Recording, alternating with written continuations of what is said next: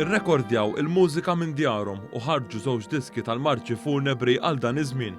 Filwaqt li l-vari u l-purċissjonijiet se jibqgħu ġewwa minħabba restrizzjonijiet fuq l-attivitajiet pubbliċi biex titrażżan l-imxija tal-COVID-19, bilan li jżommu l-ispirtu f'dan iż-żmien, iż-żewġ kompożituri Alfred u Mauro Farrugia fittxew modi kif ifakru l-ġimgħa l-kbira.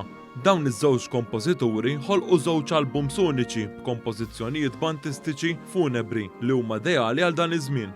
Il-kompożitur Alfred Farrugia spjega li minn barra marċi funebri tradizzjonali wieħed isib pensieri funebri, eleġi u notumi filwaqt li bid-djoma iktar kontemporanja jaqgħad ġeneri oħra li mhux normalment insibuhom f'din it-tip ta' mużika. Daħħalt l-għannej folkloristiku Malti u anke l-kitarra tal-għana b'dawk il-prejjem u anke l-akkumpaniment tal-kitarri flimkien mal-banda kif nafuha aħna.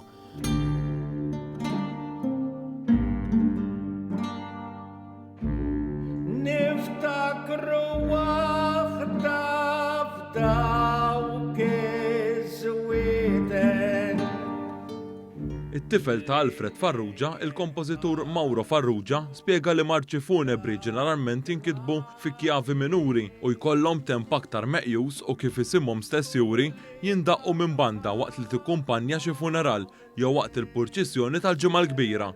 Mauro Farrugia spjega li minħabba restrizzjonijiet li ġabet magħha l-pandemija, it-48 mużiċist irrekordjaw lilhom infushom idoqqu l-istrument tagħhom mill-kumdita ta' djarhom. Farrugia spjega li għalkemm din kienet esperjenza ġdida l-mużiċisti, din ġiet imsarfa f'opportunità ġdida ta' tagħlim għal kull min kien involut. L-individwi kellu kulħadd iċ-ċans li jirrikorda lilu nnifsu ġewwa daru minn naħa tiegħu ovvjament provdejtilhom il-materjal, provdejtilhom l-equipment. U fejn ukoll il-mużiċisti, tajjeb wieħed isemmi li dan għandek 48 mużiċist akustiku qegħdin jieħdu sehem f'dan l-album.